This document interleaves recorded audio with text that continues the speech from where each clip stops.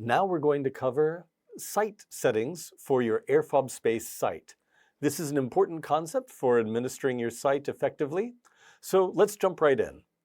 To get to your site settings in the Airfob Pro web portal, go to Settings on the left side, and then down to Site. This is where a majority of the settings you'll need to use are located. The first thing we see here is the site profile. You can see when the site was created and the site name. You can easily change this name at any time by typing it here and then clicking Apply. Next, below this, you have the site ID. The site ID is useful when you're requesting support from the Mocha team.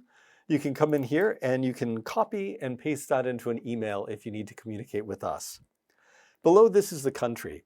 Once the site has been set up, you cannot change the country. This can only be changed in the Airfob partner portal.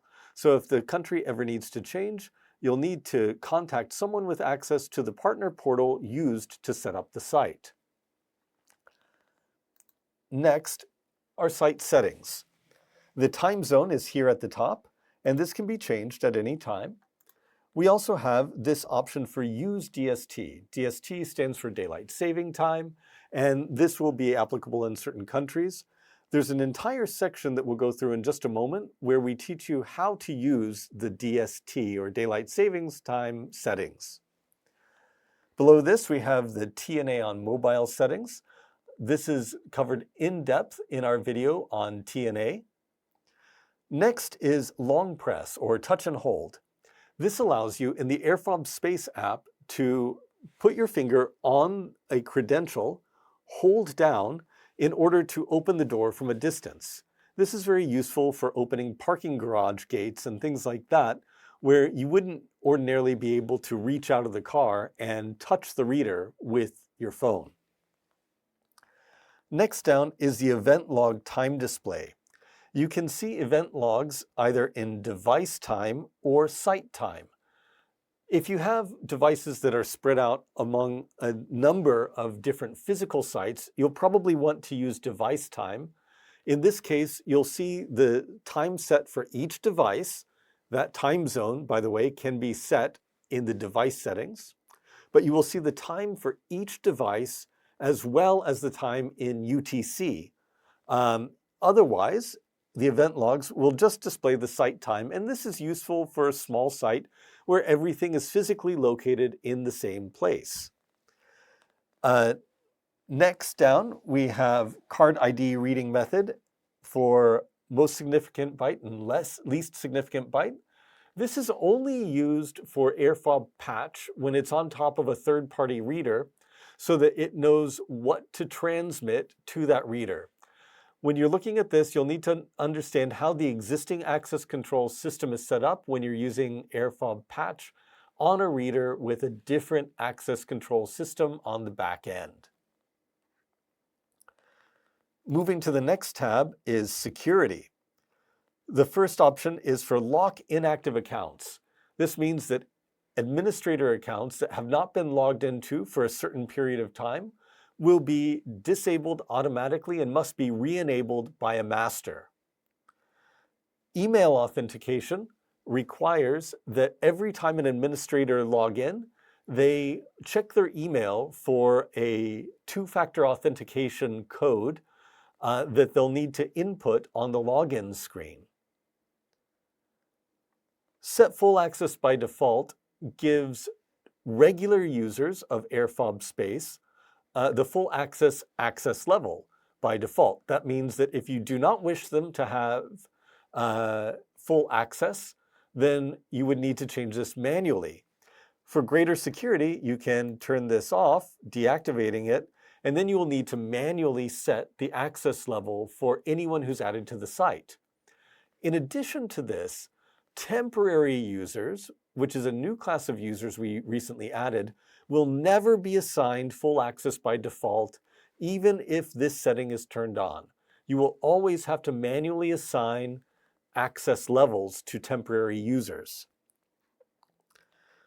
We also allow you to set the password strength requirements, and those will always be outlined under the password field when new administrators are signing up. The options are weak, medium, and strong, just like coffee.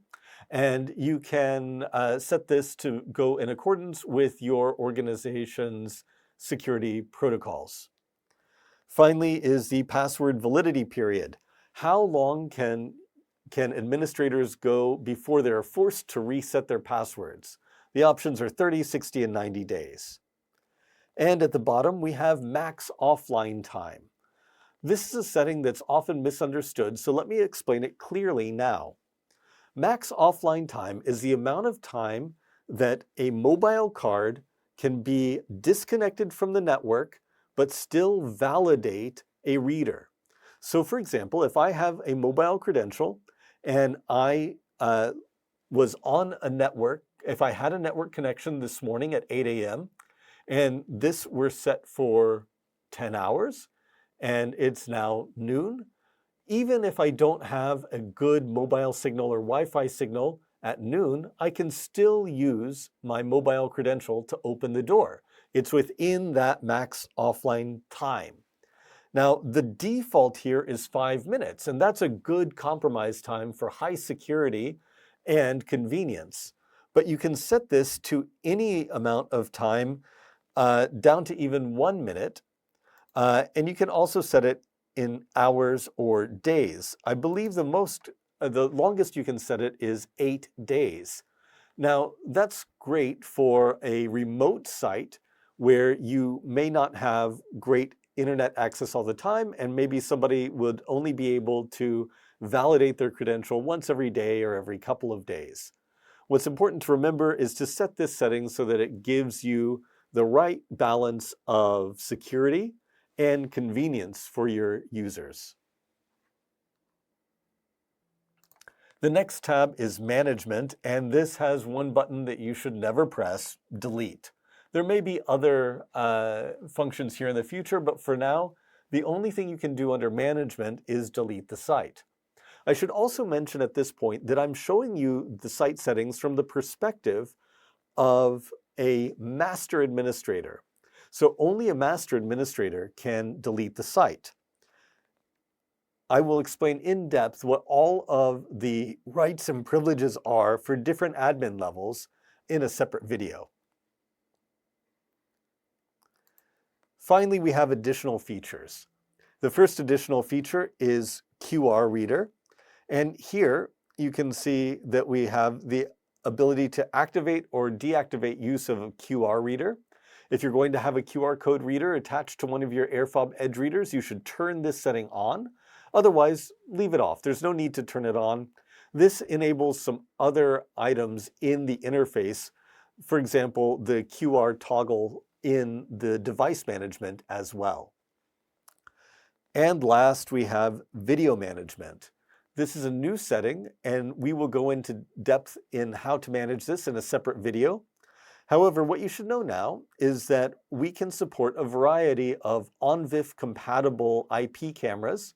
And if you would like to use those with Airfob Space, you will need to activate this feature under additional features in settings.